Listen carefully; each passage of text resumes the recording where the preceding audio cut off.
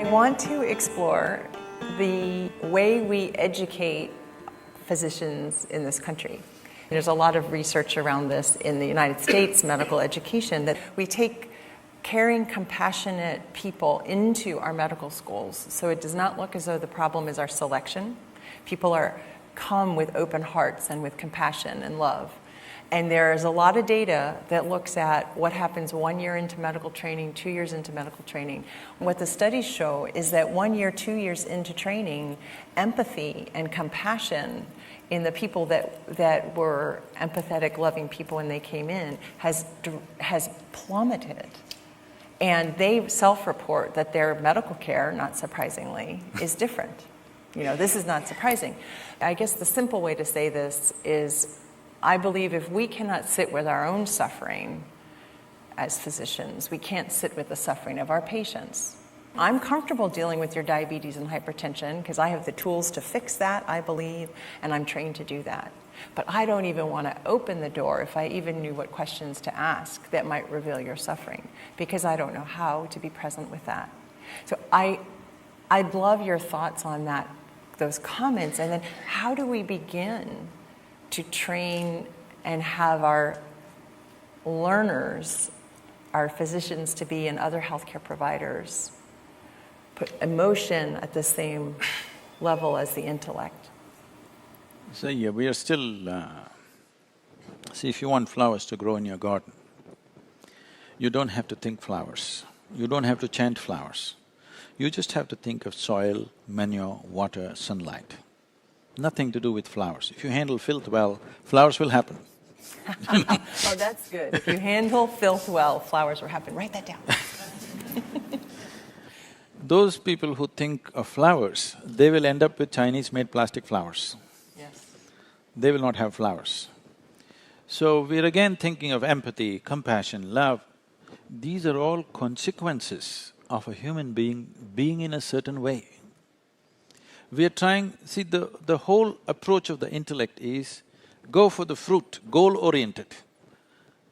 No, not the fruit, the root. You nurture the root, fruit will happen. Fruit is a consequence.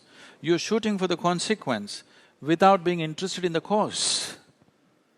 That's not going to produce long-term results. Then this is what you will end up with, something that'll work short-term, and then that itself becomes a huge problem.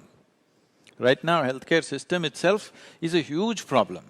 The very fact that pharmaceutical industry is the second largest industry on the planet speaks volumes about our health, isn't it?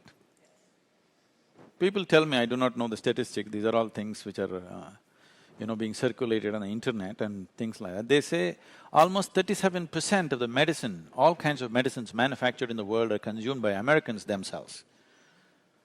They don't even account for a minuscule of the population, and if they're consuming 37%, either they're paranoid about their health or really they're unhealthy. One of these things must be true, isn't it? So, we need to look at this. If you want this to enter the medical school, one simple way is, if the medical school can start in some way, we can prescribe a method with which first, one who wants to touch somebody else's body should make some effort to know about his own. Something very simple, need not be like you're not going to spend 12 years in meditation. I'm sure that's not practical for you. But I'm saying at least 12 days. 12 days, everybody can give, isn't it? Totally focused on the inward happenings of what's happening. I can do a simple experiment for you. Are you okay? If I treat you as a subject in an experiment? See, just the hands, okay? Keep all the 5 fingers together, place it gently upon your thigh.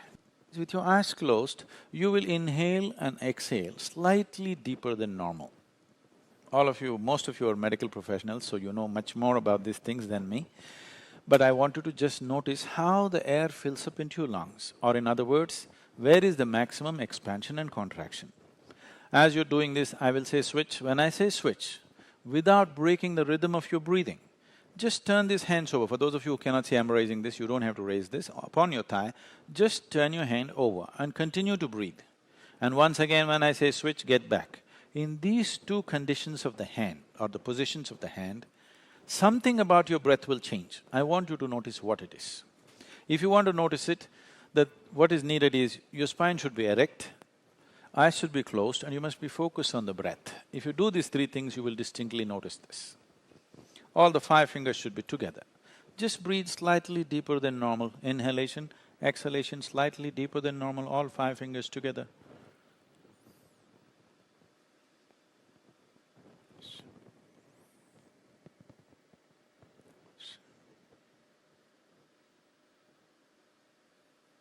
Switch.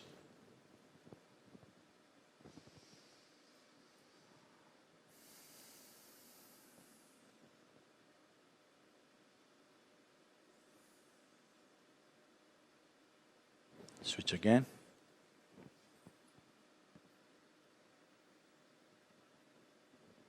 Please open your eyes. Do you notice some difference? What is it? If you hold it this way, the maximum expansion and contraction happens in the lower lobe of the lung, so you will notice it in the diaphragm region. If you turn it around, it moves to the middle lobe of the lung, you will notice it higher up. Just take one breath and see it is noticeable.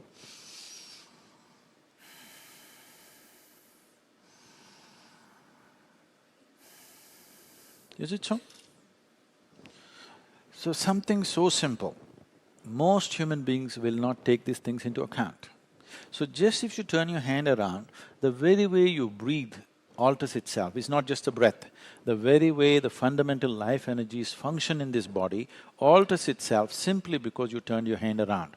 How many times in a day, unconsciously, are you doing this and hoping to be peaceful? It doesn't work like that. This is like you got into your car, you don't know what these 3 pedals are, just kick any one of them whenever you feel like it. You know what a jerky driver you will be? That's what has happened to human beings. It is not that people do not know peace, health, love, joy, they know all these things, but it's jerky, it's not sustainable, isn't it? If you did not know a moment of peace or joy, you would be on the suicide list. You know peace, you know love, only problem is you can't hold on to it, isn't it? That's because this is a chemical soup. If I give the same ingredients to all of you, soup ingredients to all of you, and each one of you make the soup, you will have still 100 varieties of soups, isn't it? The same ingredients, yes or no? Each home it tastes different, just the way you make it. This also the same thing, same ingredients, just the way you make it within yourself, isn't it? Whether it's health or well-being, peace, love, joy, ecstasy, every human experience has a chemical basis to it. And chemistry is not a basis, chemistry is also a consequence of a different dimension of who you are. I think Mitch was putting up those 5 koshas and all. In yoga, because you're talking about the mind, in yoga we don't see anything as mind. All different levels of bodies, physical body, mental body, energy body, etheric body, and the other one will not translate well, it's called bliss body in English, but that's a wrong translation. So, physical body is something that you gather because of the food that you've eaten. So what kind of food you've eaten definitely interpret itself as the nature of the body that you have. Well, your genetics, the other information has a serious impact, but still the design of this building is important. But still the material is also important, isn't it? Even if the design is fabulous, if the material is bad, still the whole building may not fall down on our heads, but panels could be falling on our heads. So, this is happening, we're not considering what we eat as to what is the best thing for this body. So food, the next thing is mental body. There is a whole intelligence, there's a network of intelligence across this. When we say mind, what are we referring to? A certain level of memory and a certain level of ability to use that memory in the form of intelligence, isn't it? You tell me if you, all of you being doctors, you know this very well. A single cell, what it is doing, it can freak your mind. It is doing that many things, isn't it? There's no question about that. And your single cell, what it remembers, it can freak your mind once again. See, do you remember 10 generations ago how your grandmother looked? No. You have no memory of that. Your body remembers. Your grandmother's nose is still sitting on your face because your body remembers. How your forefathers looked a million years ago, it still remembers, isn't it? Now, if I have to speak, I am sitting like this because I have no such thing as thought in my mind.